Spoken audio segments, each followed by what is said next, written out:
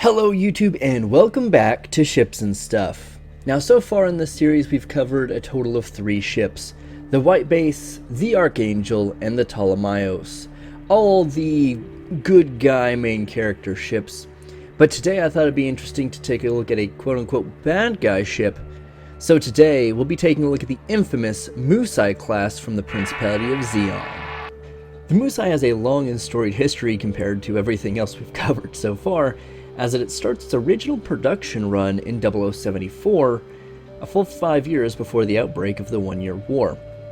Now this was done under the guise of the Arcana-class civilian transport ship, as at the time the Federation didn't allow any of the sides to have a fully functional navy, meaning basically that none of the sides could build or design warships, unless it was for the Federation themselves. The Musai ended up being the backbone of Zeon's space forces for a couple of different reasons. Namely, as far as ship-to-ship fleet combat goes, it could pretty much hold its own against the Salamis and Magellan class battleships and cruisers. Well, a little outgunned, it could still mostly manage itself. However, the biggest factor is it could actually bring contingents of mobile suits to the battlefield, which proved to be the most important part of battle at this time. Now in terms of size, the Musai did have a couple of different variants. For the most part, the mainline Musais were about 230 meters long. In comparison, the White Base was 262 meters, so it's a little bit shorter, but this is a 5-year-old ship at this point that is more of the traditional ship instead of a specialty prototype ship. In terms of armament, they are pretty much all the same. There are 2 main different variants, a 3 megaparticle cannon and 2 megaparticle cannon variant, just 2 or 3 turrets basically. They would both have 2 large missile launchers and 10 small missile launchers, and could typically hold 5-ish mobile suits. Now there's some discrepancies here and there. Ideally they would hold 3 in the main ship and 2 in the Komusai capsule, but that was really not hammered out at the time of original Gundam, so there's discrepancy of whether it's 5, 6, or 7. But still, generally, a squad of mobile suits would fit in a Musai. Now, a lot of different Musais were produced in that 5-ish year run. However, not all of them are named in canon, so it's kind of hard to really tell exactly how many ships and really how many got names. I guess we do know that part, as we do have some of the ships of the line, such as the Camel, the Falmer, the Quamel, the Swamel, the Tokmel, the Primus, the Barumel, the Raumel, the Brave, the Schwelig, the Wasmer, and the Fahult, and the Valkyrie of Dozelzabi's personal capital ship, which was a bigger sized up variant of the Musai. So we do know at least there were some notable ones. However, there were a lot more that we at least see in the main fleet in the Origins Battle of Loum, which is really where we really see any of these ships engage in combat, and really one of the only times in the war.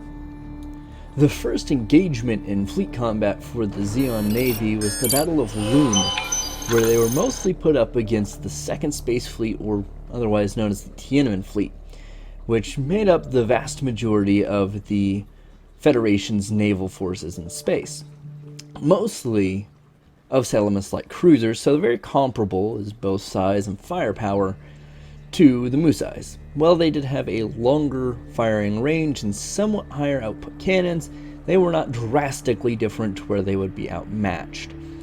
Now, in this instance as well, at least in this battle, we do start to see mobile suits come into play. However, on a different front, facing the combined 1st and 3rd Fleet under General Revel, where an assault team of mobile suits pretty much takes the entire fleet out, pretty much cementing Zeon as a major military force at this point. Now, the main actual fleet battle goes so-so. Once the Tiananmen Fleet gets news that General Revel's fleet's been attacked, things change, but up to that point, the Federation had been holding its own, if not doing slightly better than the Zeon forces, as they were able to engage at a further distance. Although, at least in Origins, we see the Zeon fleet fire first, so it's kind of hard to tell. that being said, they're pretty much on par. Both sides took very heavy casualties in both sailors and in ships. So, while not a perfect ship, it did enough to actually be able to keep up with the Federation's fleet that had been around significantly longer and was significantly bigger, at least at the time. Now, the Battle of Loum might have been the first large-scale fleet battle, but it wasn't the last. The last time we would see the Musai under the Principality of Zeon's flag in a large-scale operation would be the Battle of A Baoa Qu, the last battle of the One-Year War. Now, this decisive victory for the Federation ended up changing things for the entirety of the rest of the Universal Century.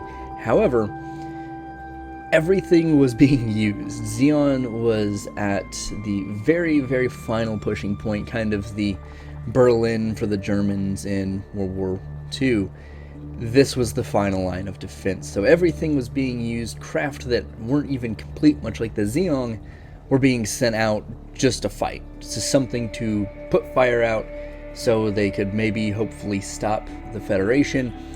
And while we don't see a whole lot of Musais, we can assume quite a few were there, or at least were used in some manner, as they made up the vast majority of the Zeon fleet, even at this point.